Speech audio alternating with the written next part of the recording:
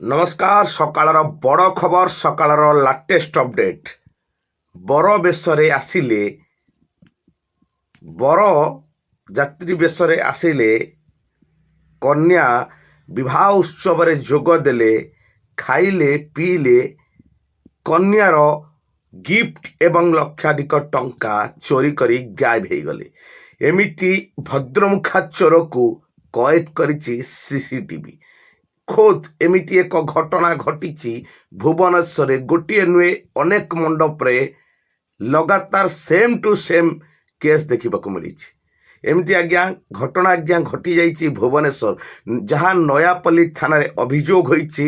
ନୟାପଲ୍ଲୀ ଅନ୍ତର୍ଗତ ରାସ୍ତାକଡ଼ର ଗୋଟିଏ ଷ୍ଟାର ହୋଟେଲରେ ଏମିତି ଘଟଣାକୁ ସିସିଟିଭି ଖୋଦ୍ ଧରିଛି, ଯାହାକୁ ନେଇ ଗୋଟିଏ ବଡ଼ ପ୍ରଶ୍ନ, ଦିନ ତମାମ ପ୍ରଶ୍ନ ଲାଗି ରହିଛି।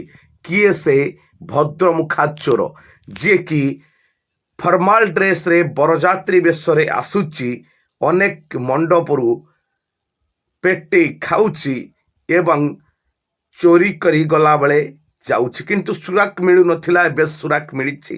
ଖୋଦ୍ ସିସିଟିଭିରେ ନୟାପଲ୍ଲୀ ଥାନାରେ ଅଭିଯୋଗ ହୋଇଛି କନ୍ୟା ପକ୍ଷରୁ।